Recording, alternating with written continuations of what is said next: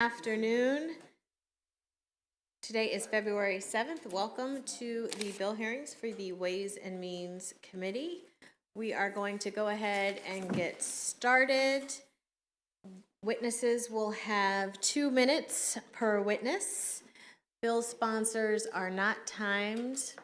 However, that does not mean we need to speak for a very long time.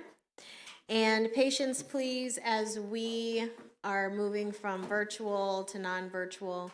We haven't had too many hiccups, so hopefully it will continue to go that way. And with that, I will call House Bill 269, Delegate Moon. Madam Vice Chair, are you going up there or are you staying here?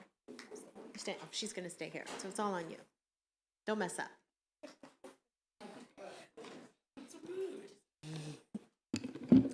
Thank you, Madam Chair. Friends in the Ways and Means Committee. This is my first time here today, and hopefully the last time also. I'm sorry. I'm sorry. I try to stay in my lane as much as possible. I really do.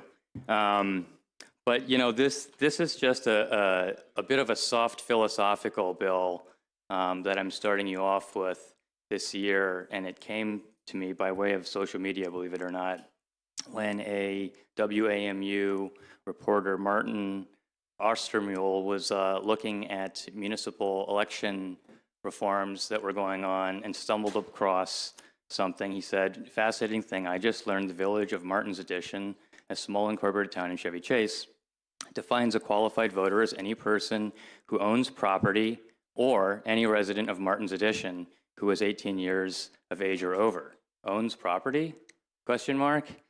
And he says, he goes on to say, shouldn't the provision defining a voter as someone 18 over and a resident be enough? What's with this owns property thing? Seems extremely old school indeed.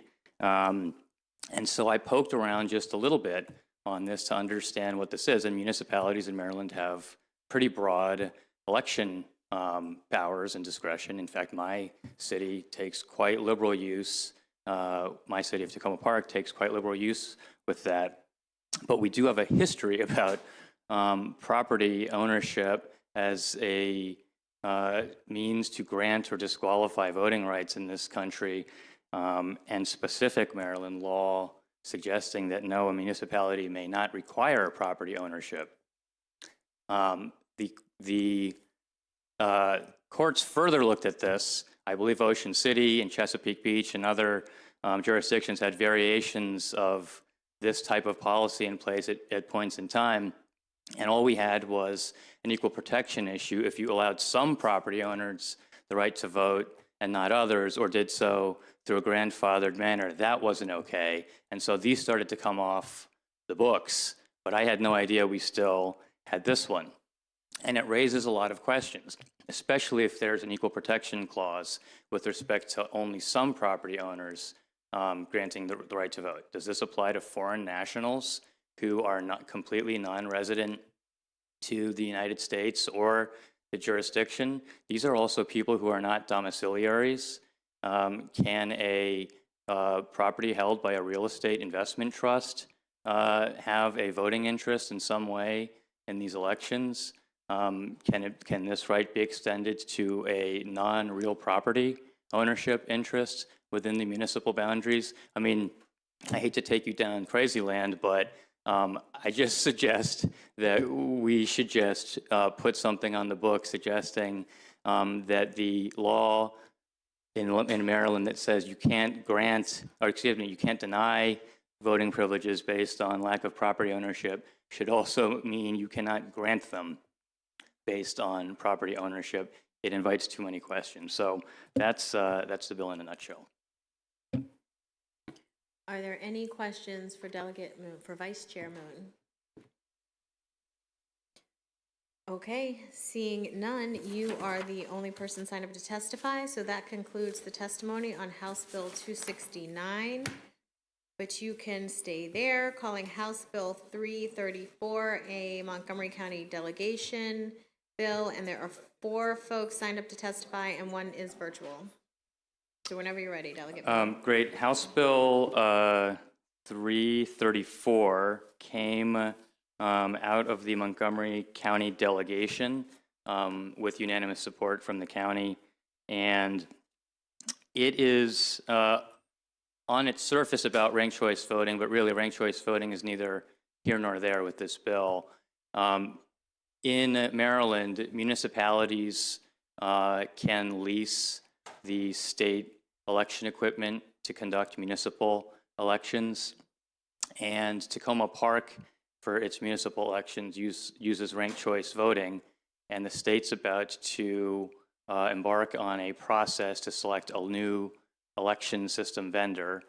And it has been suggested to me by past history from other jurisdictions that if you don't put on the table before the ink is dry on the contract, that should include the capability of being able to handle a ranked choice voting election, should you have such a jurisdiction in your state, that they will later try to charge you in contract modification fees and supplementals if you later try to add it, but that if you put it in beforehand in the RFP or whatever document, that you ought to be able to get it for no or nominal additional cost. So that's the bill in a nutshell. Tacoma Park does have this problem. Other jurisdictions have faced problems with implementation when the vendor comes back and said, you never mentioned this ranked choice voting thing. We can do it, but it's going to cost X now to do it. And if you look at the fiscal note, in fact, it talks about election administration costs, and then it talks about costs that are due to contract modifications, which are in the millions in Maryland. So I think this is a small ask to create a wise future fiscal savings. So now we're going to call Matthew Ling, who's testifying in support of the legislation, and he is virtual. So Mr. Ling, whenever you're ready, you can begin.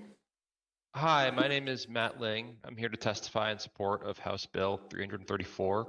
I've served on the Tacoma Park Board of Elections since 2019, and I've been involved in the administration of the city's elections for the last 2 cycles. Tacoma Park has used ranked choice voting since 2007. To put it simply, most Tacoma Park residents like ranked choice voting. It just works for us, and it's not really that different from the first past the post voting system that Maryland voters are familiar with. In my experience, what is actually confusing to some Tacoma Park voters is having the municipal election conducted in a completely separate location from the state election. And on this election day, the most common question we were asked by our voters was, where do they go to vote in the state election? A major hurdle to folding the Tacoma Park election operations into the state operations has been that Tacoma Park uses ranked choice voting and the state does not. So this bill would potentially remove that impediment. As I understand it, this bill is pretty limited in scope. It just instructs the state board to require that the next contractor that they hire must include the technology to implement ranked choice voting, which I can tell you, at least from the perspective of our municipal elections, is not complicated or expensive. I mean, in terms of hardware, it should just be the same number of devices, scanners, poll pads, computers. The only difference is that the ballot scanning and tabulation machines will have additional implementation and software so that the machines know how to scan and tabulate ballots that have ranked choice voting. And frankly, this is a capacity that any contractor working in elections should already have. I believe this bill could ultimately result in cost savings to other Maryland residents, especially as other counties and municipalities consider implementing ranked choice voting for their own elections. And I don't think this bill has any real downsides. It wouldn't cause any delays in the counting or tabulation of ballots, wouldn't meaningfully increase the cost of administrating elections. It would not cause any confusion for voters or election workers. It would not change the state ballot in any way for all other Maryland voters who are not Tacoma Park residents. Thank you for giving me this opportunity to testify. Thank you. Committee, are there any questions for Vice Chair Moon or for Mr. Ling? Okay, seeing none, thank you. I will call the 2 unfavorables, Ella Ennis first, and then Richard Jurgina. If you're both here, you can come up. Ella Ennis? Yes, both of you can come up.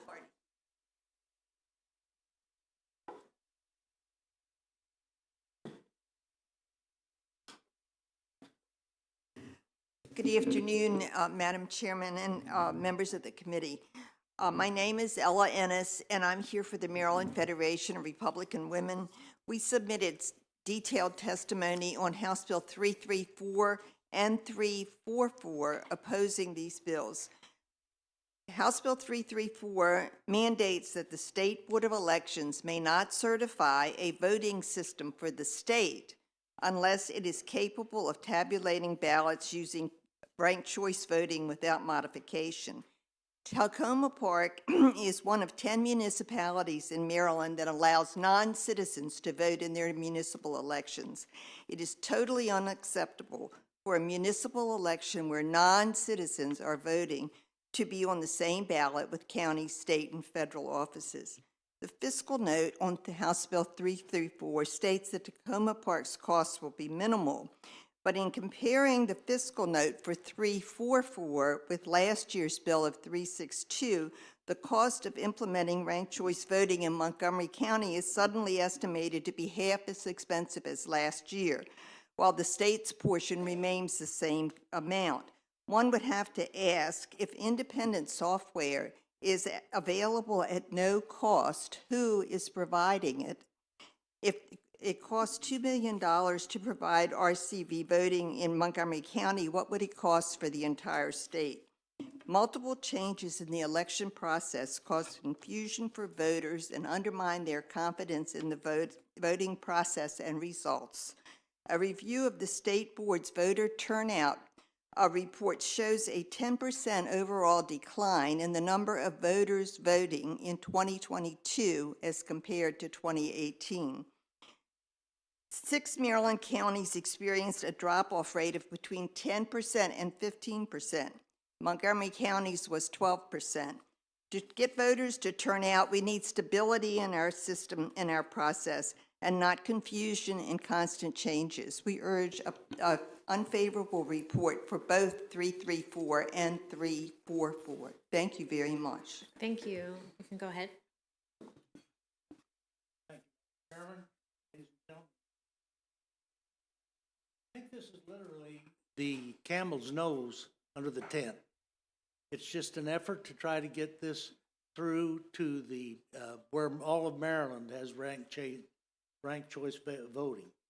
In 1912, Maryland was one of 4 states that decided that they were going to try this.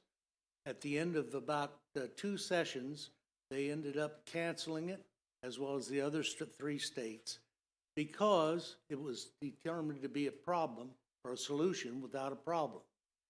It's a very complicated process. It will be very difficult to program. I think it'll be very expensive. The instructions to the voters for the Tacoma Park are a full 8.5 pages, 8.5 by 11-inch page on instructions on how to vote and how the votes will be counted. There's all kinds of if-thens in it. It's going to be a nightmare to program. So I would suggest that you please vote unfavorable on this bill. Thank you. Thank you. Committee, are there any questions for either of these witnesses? Okay, seeing none, thank you both very much. And that concludes the testimony on House Bill 334. Calling House Bill 344, Delegate Palakovich-Carr, and this is a Montgomery County delegation bill.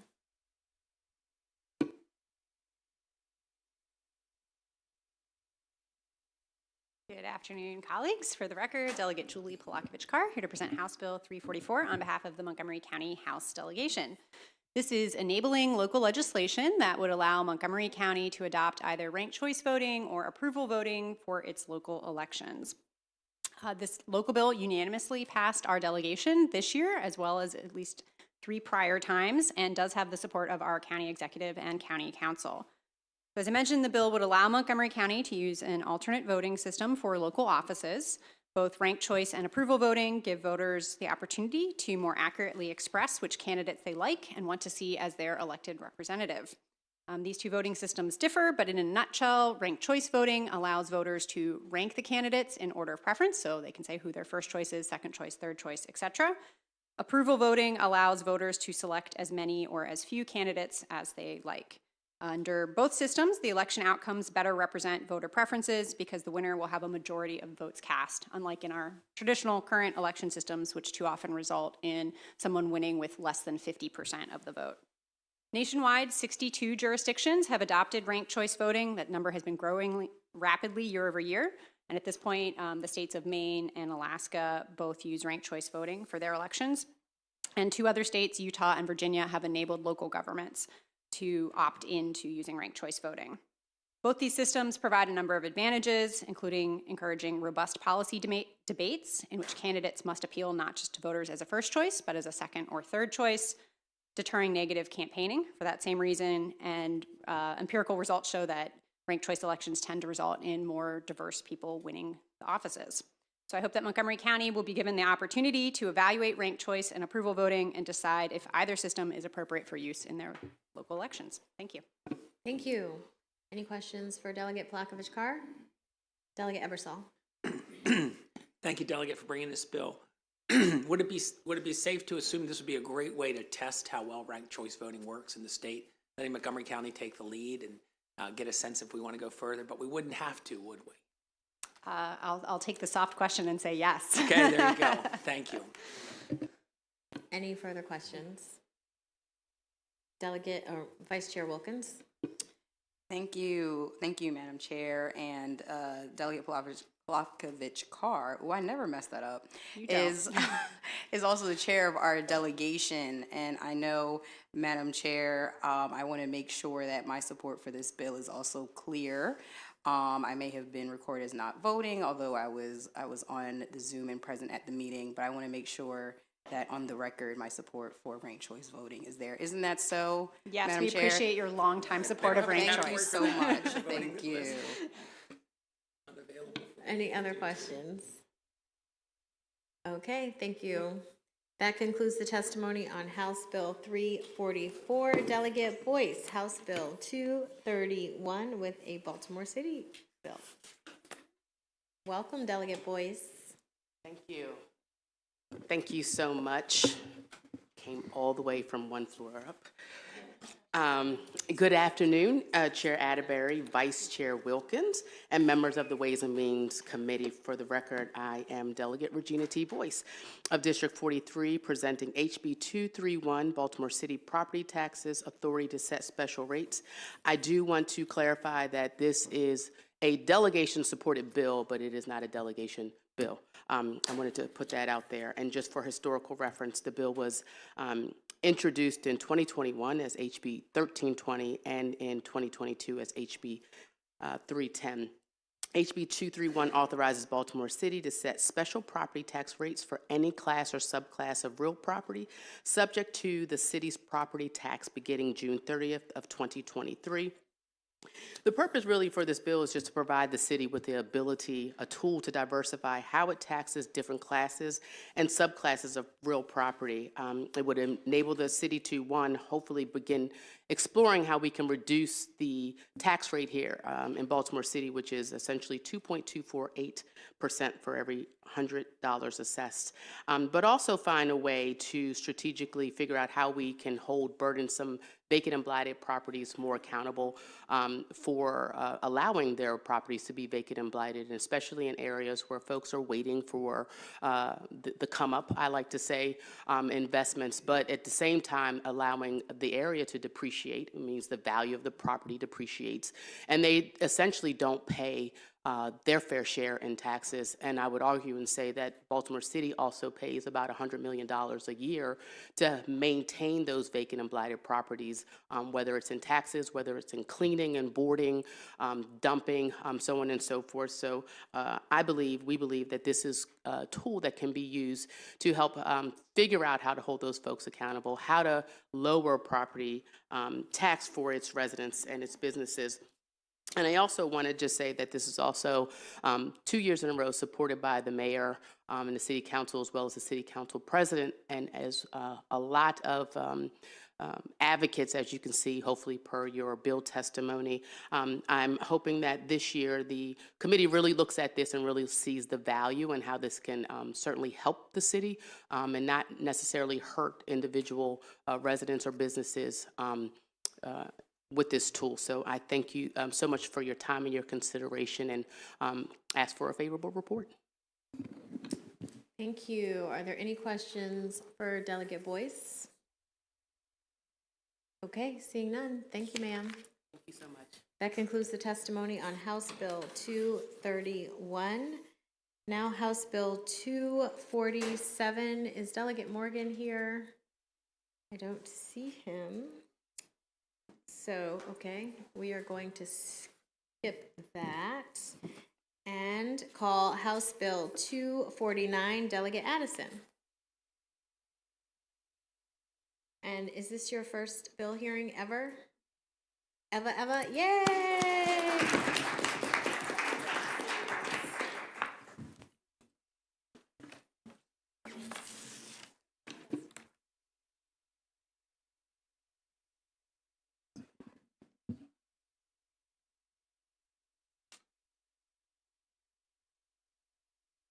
Okay. Good afternoon, Madam Chair and members of the Ways and Means Committee. For the record, my name is Delegate Jackie Addison, and I am here to testify in support of House Bill 249. This bill will protect and provide not-for-profits organizations of Baltimore City for incurring unnecessary property tax burdens. The tax exemption will be provided to nonprofit organizations upon request. Our local jurisdiction will have access to provide retroactive exemptions for 3 taxable years. Organizations like Roberta's House, located in the heart of the 45th District, directly at Cecil and North Avenues, and are direct benefactors of this legislation. Roberta's House is a family grief center who has been impacting lives across the state of Maryland. Unfortunately, they've encountered unintentional occurrences in which our local jurisdictions are unavailable to correct without statutory changes by the Maryland General Assembly. We humbly request your support of HB 249 to grant organizations like Roberta's House and similar not-for-profit a path to forward when unseen circumstances occur. The City of Baltimore will have permission to have a look-back clause to remediate the issue, regardless of whether the city, state, or not-for-profit is in error. The importance of providing a clear route to finding a solution is the most valuable option for those providing needed services in our community. And must I also say that Roberta's House is the only African-American grief center in America. Thank you for that testimony. And so many people had questions. All the lights won't light up. Oh, God. So it's a good thing you brought reinforcements. Oh, geez. Okay. Good job on your first bill hearing. Thank you. Does anyone legit have a question?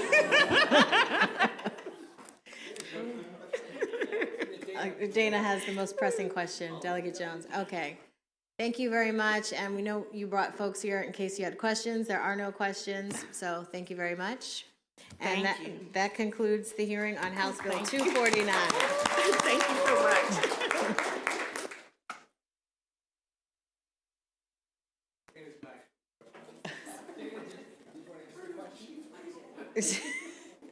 Okay, now, is Delegate Kaiser in the waiting room?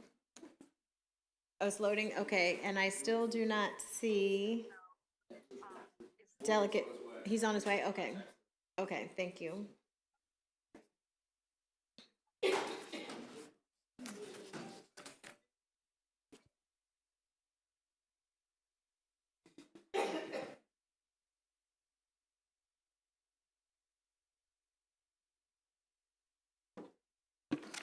Okay, next calling House Bill 235 with Delegate Kaiser, who is joining us virtually because she is under the weather. Hello, Delegate Kaiser, whenever you're ready. Thank you, Madam Chair. Thank you. I think you said 235 first. Yes, I'm home with COVID, but feeling almost perfect. Thank you for letting me testify this way. Want to ask the committee for the support of this bill. I've done a lot over the years with tax sales, and you'll hear more on the next bill. And all this bill is doing is adding 2 more months to make it easier for homeowners to redeem their property As people may know, even a very small bill can get someone caught in the tax sale process. And then after you add all the search fees, attorney's fees, and everything else, someone who owes only a few $100s may end up owing thousands of dollars. And so this is just giving people 2 more months to get their finances together and essentially save the equity that they've built up over a decade. So I urge a favorable report on House Bill 235. Thank you. Thank you. We have, I'll call the other folks who are here in person to testify favorably. Claudia Wilson Randall, please come up if you are here. Okay, do not see her. Okay, are there any questions for Delegate Kaiser from the committee? Okay, seeing no questions, I will call unfavorables. Heidi Kenny. Ari Plout, is he here? Okay, Frank Boston and Scott Moores.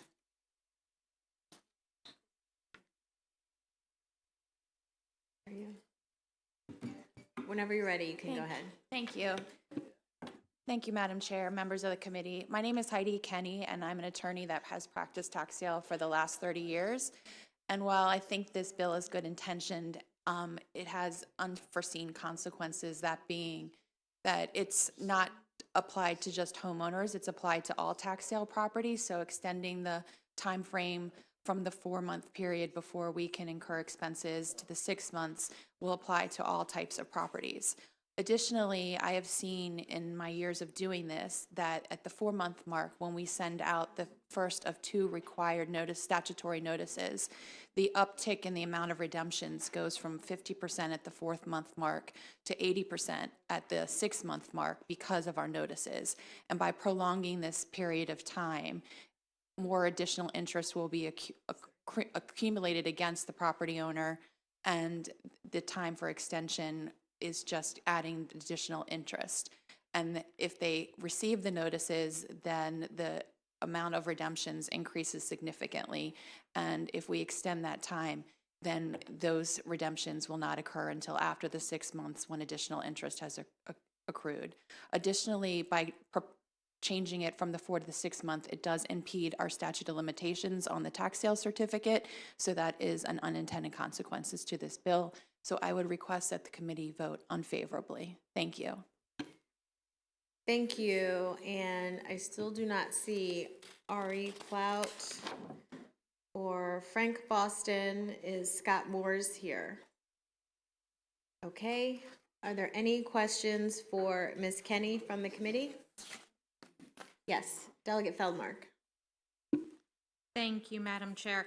I just want to make sure I understand. So would you support, or I guess object less to this legislation if it were focused on owner-occupied properties? There is a current carve-out in the statute applying to Baltimore City for personal property homeowners. So in that respect, if it was applied to the whole state in that section of the statute, it would have a different implication. Okay, thank you. Yeah. Any other questions from the committee? Okay, seeing none, thank you. That concludes the testimony on House Bill 235. Delegate Kaiser, don't go anywhere. Calling House Bill 236, whenever you're ready. Thank you, Madam Chair, and thank you to the esteemed members of the committee. House Bill 236 also deals with tax sales, and it deals with the ombudsman and the outreach program. I want to let people know that the ombudsman that we've created at SDAT, at the State Department of Assessment and Taxation, has been really successful here. But at the same time, only about, of the 5,000 owner-occupied homes sold annually, only about 2,500 people contact the ombudsman. And I have some bullets here letting you see some of the success of the program, not just in helping people with tax sales, but making them realize they can apply for so many different other tax credits and so many ways that we can all do a better job in government in ensuring that when someone has a need, we make sure they know about other programs that we have. The thing I want people to understand is that, so again, they get assistance from tax credits, other public benefits, housing and financial counseling, And it comes out of the new homeowner protection program that we started just this year. I want to thank my one co-sponsor on the bill from last year, and that was Chair Atterbury, on creating that homeowner protection program. And rather than moving the bill, we ended up funding that money in the budget. So there is money available. They just need the ability to use that money to do more outreach and have a call center and call people and let them know about the resources they have. And then, we need it for quite a few reasons. The people that we've been trying to help the most in tax sales are the people who have the greatest need. They're eligible for so many different credits. They don't know that they're getting it. The population that's impacted by tax sales is disproportionately elderly, low income, less educated, and less likely to read, understand, and respond to a mailing. And I believe that people are more likely to respond when they can talk to a real person who can explain it in a easy to explain way. So I thank you all for your attention to this important issue, and I urge passage of House Bill 236. Thank you. Thank you. Now I'm going to call Claudia Wilson Randall. Okay, is not here. Now there are several favorable with amendments that I will call. Heidi Kenny, Ari Plout, Frank Boston, and Kevin Canali. And Mr. Plout, this is 236. Come on up.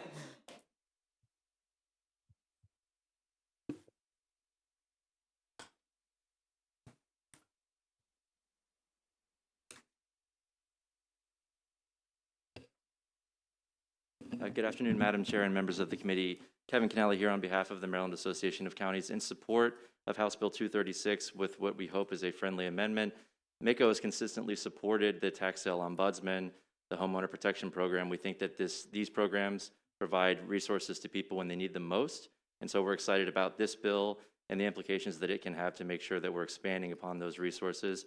The only thing we'd ask for here is for the committee to think about alternative communication methods, as some people may not have access to telephone services. So our legislative committee just wants to make sure that this program can reach as many people as possible. And we're hopeful that the committee will consider expanding the communication methods in the bill. So with that, we'd ask for a favorable report with just the ask that you consider those alternative communication methods. Madam Chair, Madam Vice Chair, members of the Ways and Means Committee, my name is Ari Plout, and I'm here on behalf of the Kenny Law Group in support of this bill. The only amendment we would request would deal with providing the assistance prior to the individual enters into the tax sale. We feel that for vulnerable homeowners, this would be the best way to help them out, as opposed to once the property's already in tax sale. I'll defer to Ms. Kenny, who can elaborate more about that. Thank you. Thank you, Madam Chair, Madam Vice Chair, members of the committee. I concur with what my colleagues here have also stated, and that tax sales should honestly be the last resort. And so the best way to capture these people before entering tax sale is calling and reaching out to them before the tax sale occurs. So I am favorable of this bill, but with the amendment that this procedure happen prior to tax sale. So perhaps in the time period of when the tax bill is due, it's classified as delinquent, and then the ombudsman and this process kick in to keep calling these people, or at alternative methods, reaching out to these property owners to reach them before the tax sale occurs, when it's ultimately a difficult time to start to unwind that process. Without the tax sale fees that are incurred by the municipality in advertising and the interest kicking in, it would be to reach out to these property owners prior to that period. Thank you. Are there any questions from the committee for this panel? Okay, seeing none, thank you. That concludes the testimony on House Bill 236. Thank you, Delegate Kaiser. Hope you see you soon. Calling Delegate Morgan, House Bill 247, St. Mary's County Delegation. Hey, thank you, Madam Chair. Committee, Ways and Means, good to see you all. I'm here on behalf of St. Mary's County Delegation with a local bill of HB 247, which allows gives the county commissioners of St. Mary's County the authority to extend their transfer tax, or transfer tax is scheduled to sunset next year, and this would take it to 2028. We have a lot of sunsets on our taxes as a constant reminder to be fiscally responsible with the taxpayers' money. And with that, I would request a favorable report and be happy to answer any questions. Are there any questions for Delegate Morgan?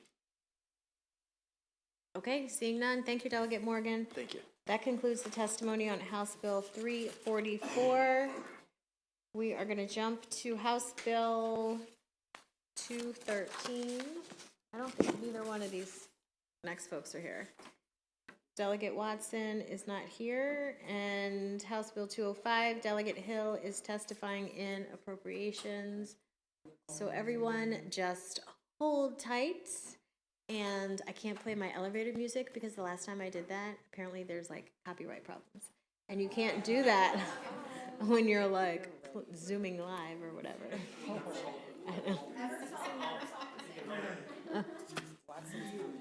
Okay. So Delegate Watson is on her way.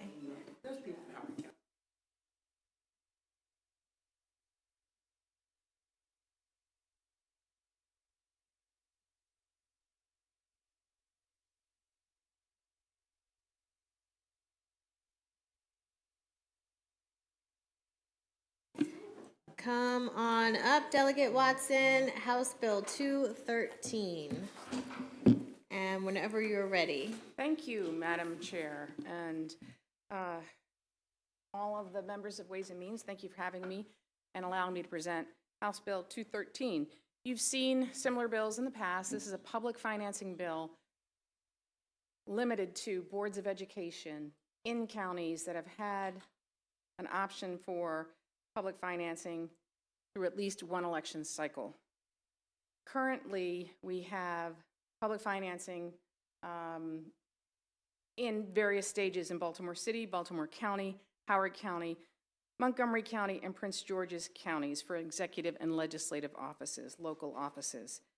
In 2022, Howard County had a Board of Education election, and the Board of Education candidate finance expenditures ranged from $45,000 to $65,000.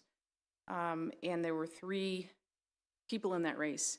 And this compares to 2002, when I ran for Board of Education, where the amount spent was $10,000. The cost of running for office, even at the local level, has become a staggeringly expensive endeavor. And those interested in serving on the Board of Education in their community should not be discouraged from seeking office because they lack the resources or they lack the time or they don't want to spend time raising money. And by allowing jurisdictions to expand the Citizens Election Fund to Board of Education seats, barriers to serve these important positions are reduced. And this bill, I'm pleased to say, has the support of Common Cause Maryland, Montgomery County Government, Maryland Association of Counties, Maryland Sierra Club, Maryland Legislative Coalition, and League of Women Voters of Maryland. In summary, a public financing option encourages candidates for Board of Education to develop grassroots campaigns, and it allows the non-partisan democratic process to thrive by creating a diverse crop of candidates, less reliant on special interest and partisan political funding. For these reasons, I respectfully request a favorable report on House Bill 213. Thank you for your consideration of this bill. Thank you. Are there any questions for Delegate Watson? Okay, seeing none, there are a couple other folks signed up to testify. Tyler Michaels, Morgan Drayton, and Kevin Canale. Please come up if you are here.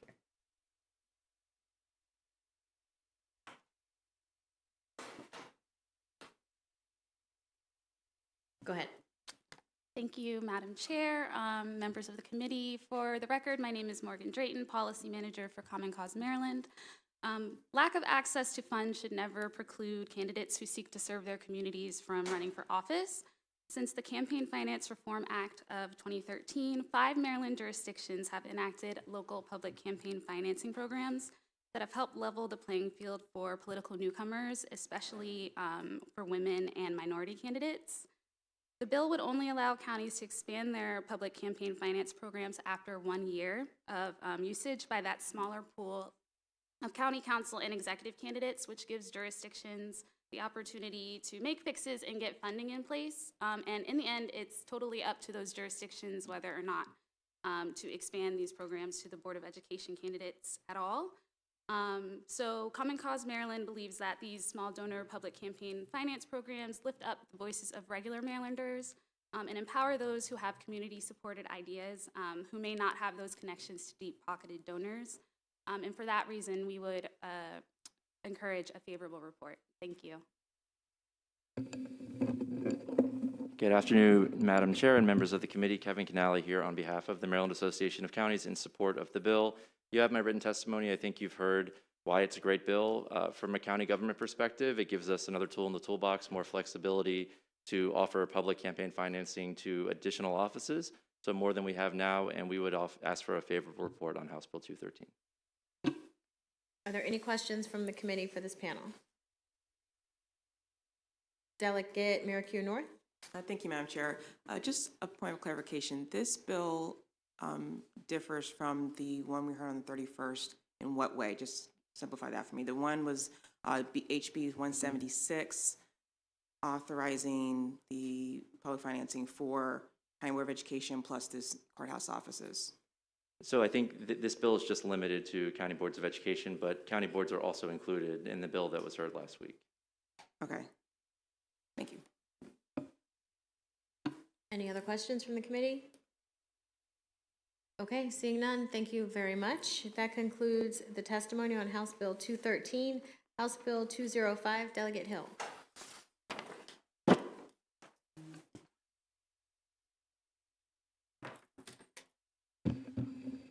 Good afternoon, Madam Chair, Madam Vice Chair, congratulations. And members of the committee, my name is Terry Hill, and I am presenting House Bill 205, Real Property Transfer to Heir, Exemption from Prepayment. So HB 205 would allow for the deferral of payment of inherited residential real property taxes until after the ownership transference. So why do this? You and I, if we're property owners, we pay our residential taxes usually in 2 installments. We get billed in 2 installments. But if you inherit a property, before you can take ownership, you've got to pay whatever taxes are due, including taxes that are in arrears, before you can take ownership. Without ownership, you can't leverage the property. You can't rent it to somebody to make the income to pay those taxes. You can't even sell it. So if you don't have the cash flow to pay those taxes up front, you can't take ownership, and that property will continue down the road, potentially going to tax sale. When it goes to tax sale, that often presents a problem for the neighborhood. First of all, the timing of it can mean that without an owner after someone dies, that it falls into disrepair. And it may be a while before the local jurisdiction decides to take ownership and to put it up for tax sale. Okay. If, on the other hand, there is someone who has inherited the property and who wants to take charge of the property, and all they need to do is pay the taxes, allowing them to defer those payments until they have ownership is just the right thing to do. It doesn't cost the governing jurisdictions anything, and they have not objected because they're still going to get their money. It doesn't delay the process of going to tax sale because the time period between when someone falls into arrears and when it's eligible to go to sale is a function of the property. It ties to the property, not to the owner. So changing owner doesn't delay anything. A few years ago, you passed legislation that allowed an heir to real property, residential real property, if they would otherwise qualify for the homeowners or the earned home or the home tax credit, to get that before they become the owner, so their taxes go down and their obligation to pay before ownership is lower. That was a great tool, but it's not the only tool, and it doesn't apply to everyone. So this bill, like that one, came out of former Attorney General Frosch's COVID-19 Access to Justice Task Force. It was one of the bills that the Life and Health Planning Work Group thought would be important to help families of marginal wealth to hold on to the little wealth that they have and to be able to pass it from one generation to the other. It's not, that's really all it does. And there's been discussion about ways that we could modify it, or if someone is allowed to defer their tax payment, should they be obligated to sign some kind of agreement on when they would pay? And I would say that if you're talking about, again, people of marginal income, to ask them to sign some legal commitment to pay on time the taxes that are owed is an unnecessary additional burden, because if they don't pay it, again, the house is going to go up for tax sale. They can't stay in if they can't pay it. So this just allows families to hold on to a property. It doesn't have to be a family member, but it really does allow someone responsible. It also encourages people who would be putting in, and I can give a situation, where an elderly parent is not doing well. Somebody, the child, the son, the daughter, decides to move in with them for the last few years. And while they're there, they're making repairs on the house. They're doing other kind of upkeep, because the assumption is that they're going to inherit the house. Then the parent dies, and what do they find out? That, yeah, they're the heir, but they got to pay all these taxes that their parent didn't pay.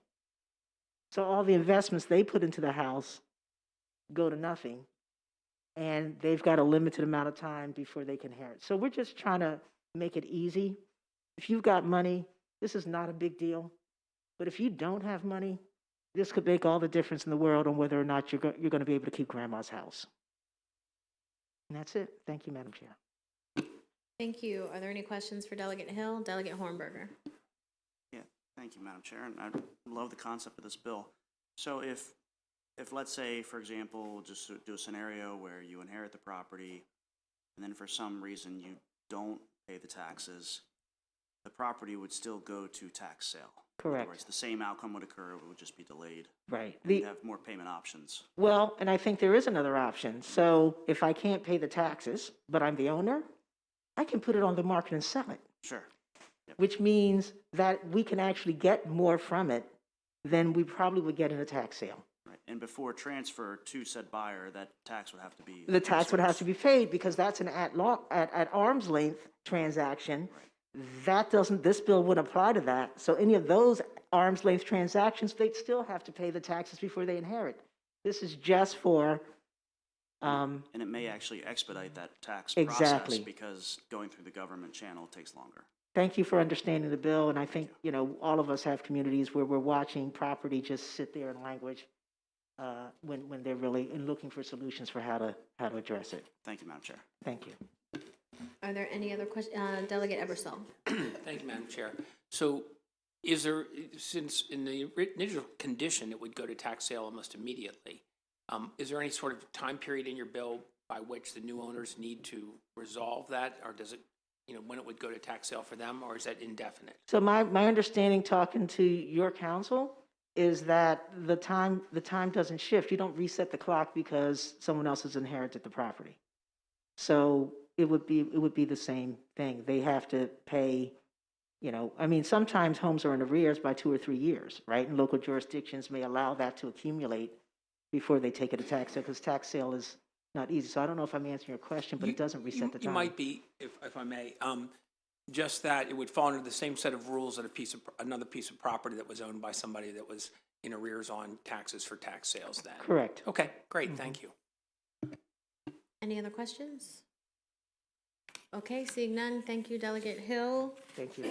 And Timothy Chance, come on up, please.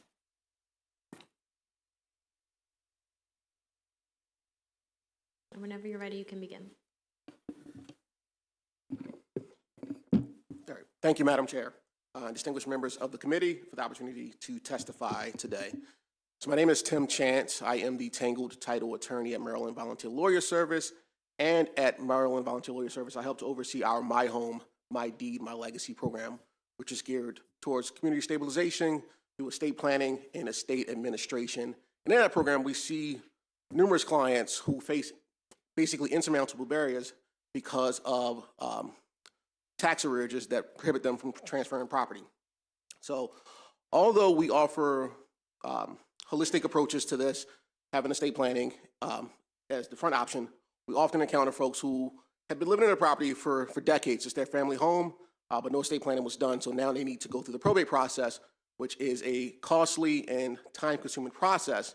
And in addition to the cost of probate, they got to pay the outstanding taxes without the support of so many programs that are out there to maintain the housing and get some assistance with tax bills. So in that case, they got to pay that up front, and they just aren't able to, and the property ends up being lost to the family forever through either tax sale foreclosure or mortgage foreclosure. So I'm just going to briefly talk about a client that dealt with this very issue.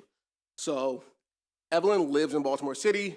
She grew up in her grandmother's home. Our grandmother passed away without a will, so Evelyn opened the estate for her grandmother and began the process to transfer the property. Unfortunately, there were several years of delinquent property taxes. So in addition to the probate fees that Evelyn faced on her limited income, she also had to pay the property taxes. In addition to her everyday living expenses, the property had fallen into disrepair, so she was living in an apartment, and the hope was to get the property into her name in order to transfer title. That took several years in order to scrounge up that money. And during that time, it was a very real possibility that Evelyn could lose the home and fall into, and just lose this asset that had been in the family for generations. So the removal of this requirement is not an abatement of taxes. We're just asking for a deferral so that these folks can get into the property and keep this property. We're deeply committed to the stabilization of homes and communities at MVLS. That's why we urge a favorable outcome for House Bill 205. Thank you. Thank you. Are there any questions from the committee? Okay, seeing none, thank you very much. And that concludes the testimony on House Bill 205. Committee, that concludes the bill hearings for today. I know, you guys are, I would like to, okay, sir. I would like to meet with all of the subcommittee chairs and back room folks in 10 minutes, so that is 2:05. Pay attention to what happens on the floor because subcommittees should be meeting this week and we are going to be voting on Thursday, okay? 10 minutes, folks, for back room. Thank you.